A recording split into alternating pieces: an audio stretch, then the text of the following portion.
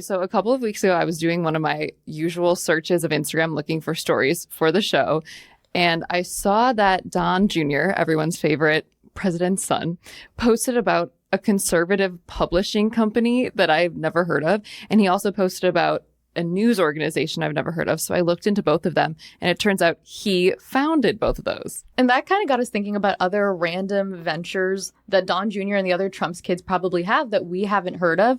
So today we're going to take you down this very strange rabbit hole of some of the president's 3 eldest kids. So that's Don Jr., Ivanka, and Eric. And we think it's important to look into this because as the president's kids, they're in such a unique position of power and influence, and they've made really savvy business decisions, but also personal branding decisions as extensions of their father. So their reported combined net worth is $1.1 billion. And that was before he was inaugurated. So it's definitely grown in the last few months. And even though Trump's kids have been entrepreneurial and kind of in the business world their whole lives, we are seeing like the pace and scale of this definitely increase. So we'll start with this one. Just weeks after the election, Don Jr. announced that he was joining the board of Unusual Machines, which is just this random American commercial drone company. Yeah, he says the need for drones is obvious. It's also obvious that we must stop buying Chinese drones. And just from the announcement that Don Jr. was joining this board, their share price surged over 100%. And that just kind of goes to show, for better or for worse, how attaching the Trump name, which is how this family made all their wealth in the first place, and obviously now even more so, can influence the stock market. Like, who wouldn't want Don Jr. to sit on their board? And the company wants to help border officers identify drones because apparently in recent months, there have been reports of Mexican cartels flying drones across the border. So Unusual Machines says they have technology that allows them to distinguish legitimate drones from like cartels. And of course, we have to get into the company that inspired this piece. So Winning Team Publishing, which was founded by Don Jr. So their website is literally 45books.com, like 45th president. And their website says it's the nation's premier conservative publishing house, launched in 2021. Winning Team Publishing aims to promote authors who represent the silent majority, America First patriots, and liberty-minded readers.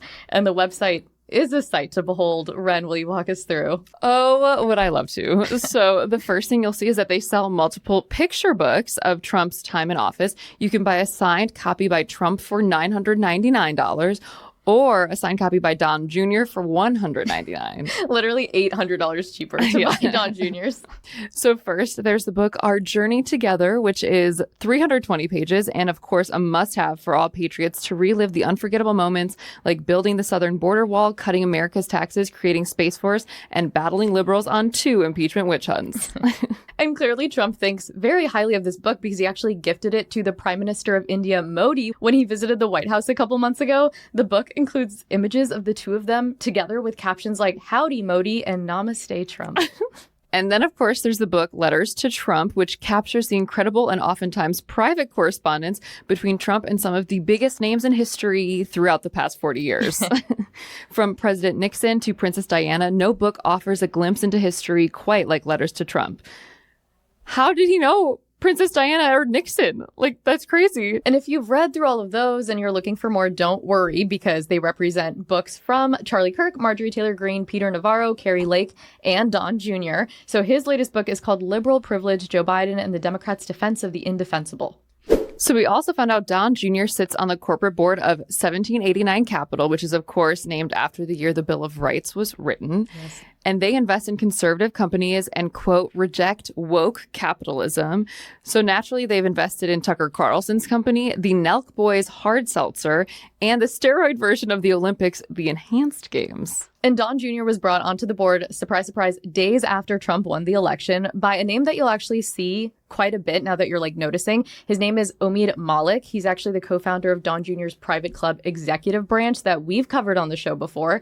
And the two of them have taken on a lot of projects together. And when we're looking at 1789 Capital, we need to have a bit of a critical lens because it is the financial backbone of Don Jr.'s mission, which is to monetize his father's vision for the country. Malik even said that 1789 Capital's main goal is to, quote, help the president's agenda in the private sector. Well, that takes us into American Bitcoin, which Eric just launched with energy platform Hut 8, which interestingly operates a network of data centers that are powered by a combination of renewable energy like hydro and nuclear power. So Is Eric the sustainable king of the family? An American Bitcoin is trying to create a Bitcoin reserve while also aiming to become the world's largest, most efficient pure play Bitcoin miner. And so if you, like us, were asking yourself, what is Bitcoin mining? Well, according to Fortune magazine, Bitcoin miners use high-powered computers to compete with others to solve a math problem. The first miner to discover the correct solution earns a reward in the form of cryptocurrency. Please don't ask us to explain any more than that. The family's also dabbling in the online retail space. So Don Jr. joined the board of Public Square, which is like a MAGA Amazon. It describes itself as a woke-free marketplace focused on valuing life, family, and liberty in its operations. Quote, you can buy everything your family needs from businesses who respect traditional American values. And again, their shares surged over 270% just when Don Jr. joined the company. And this platform sells "This Girl Loves Capitalism" hoodies and "Stop Supporting Commies" shirts. And they aim to create a cancel culture free economy. And the site has like a very interesting balance of like organic makeup and very like family friendly products. And then if you keep scrolling, you see a gray t-shirt that says woke, and under it says defined as a state of awareness only achieved by those dumb enough to find injustice in everything except their own behavior. So a lot of varied products. Well, speaking of anti-woke, Don Jr. founded MXM News to take on Apple and Google News. He calls it mainstream news without mainstream bias. So let's take a look at some of their unbiased headlines. Florida blocks woke academic from taking over flagship university.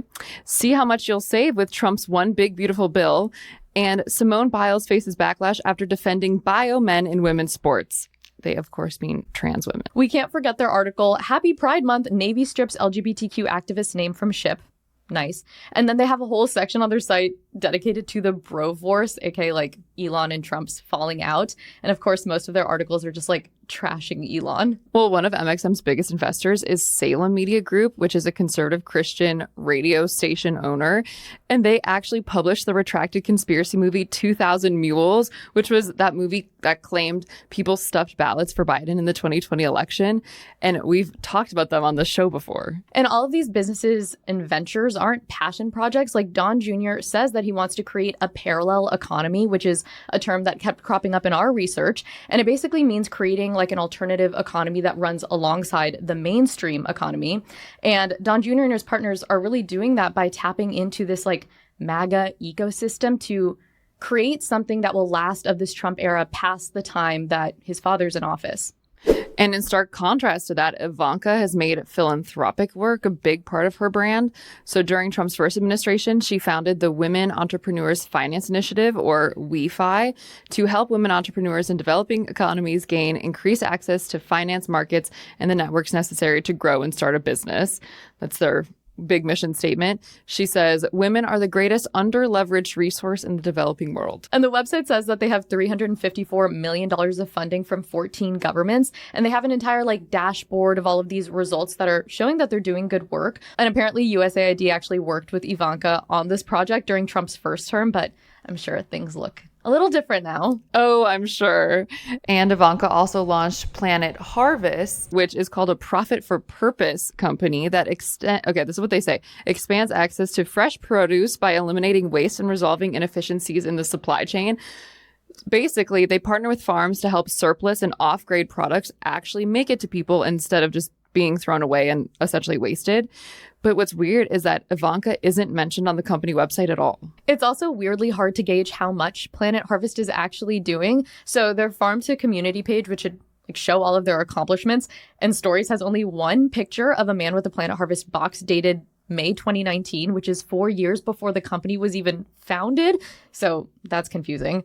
But Axios does write that since leaving government, Ivanka has continued to support emergency feeding efforts from Maui to Fort Myers, Florida, to Kentucky to LA. On the website, you can also order a food pharmacy box, pharmacy with an F. You see what they did there? Good, yeah. And they say that will lower healthcare costs by addressing a range of medical conditions, but it's literally just a box of fruit and vegetables.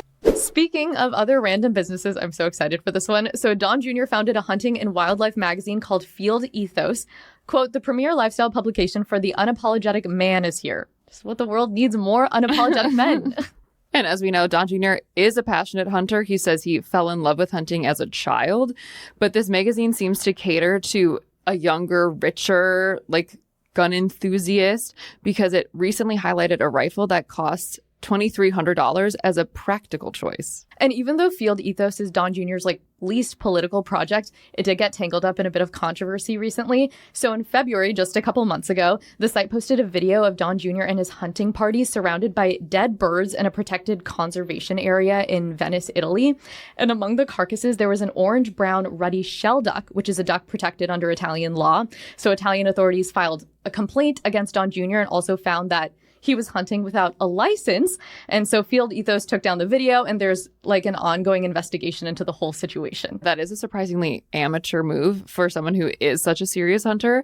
And along those lines, Don Jr. is also on the board of the very subtly named Grab a Gun. It is your go-to destination for discount firearms, handguns, AR-15 rifles, and shotguns. I mean, what more could you want? And their main audience is unsurprisingly Gen Z men. Their website says the Second Amendment is in our blood. It's all very patriotic. And obviously the point of this website is to just be able to buy guns more easily. So they actually had an event in New York a couple of weeks ago where Don Jr. was going to be there and Omid Malik, who we mentioned before. And Newsgirls put in a request to attend, but unfortunately we did not hear back. Oh, yes. We would have loved to have been in that room. But Grab a Gun really presents itself like they're fighting for these unjustly oppressed victims or something, saying that the gun industry has been starved of funding in the United States for ideological purposes. And their website is super flashy. It's spend $200 on this gun, get $20 off, and mega gun sale and bubble colorful letters. And if you continue to scroll down, you'll see that you can round up on a Grab a Gun purchase for a donation to a Cystic Fibrosis Foundation. What? So do with that what you will. And then, of course, we have to end with the big kahuna of the family, the Trump Organization. So both Eric and Don Jr. are executive vice presidents, so they are in charge. And since the November election, the organization has announced 12 international projects, a bunch in India, a bunch in Saudi Arabia, one in Qatar, UAE, and Serbia. And we've reported on the Trump Organization's ethics agreement that bars them from doing deals directly with foreign governments. But we're confused because a lot of their deals are with foreign governments, especially in the Middle East. But the organization does have a response to this. They basically say that the deals are joint ventures with companies that are doing businesses with foreign governments. But since Ivanka isn't part of the Trump Organization anymore, remember, she stepped down in 2017 to join the White House. She can publicly and directly do deals with foreign governments. So she and Jared just closed a deal with the Prime Minister of Albania to build a $1.4 billion luxury hotel on an abandoned island that used to be a former Soviet submarine base. Right. So this resort is supposed to be a 5-star luxury resort on the coast. The food is from Carbone. Rooms will probably be around $1,400 a night. So it's very luxury. But interestingly, the land is protected by Albanian environmental law, so hotels can't be constructed there unless they're at least 5 stars. And the proposal for this hotel was expedited by the Albanian government, which everyone said was very unusual. Wonder why they got this preferential treatment.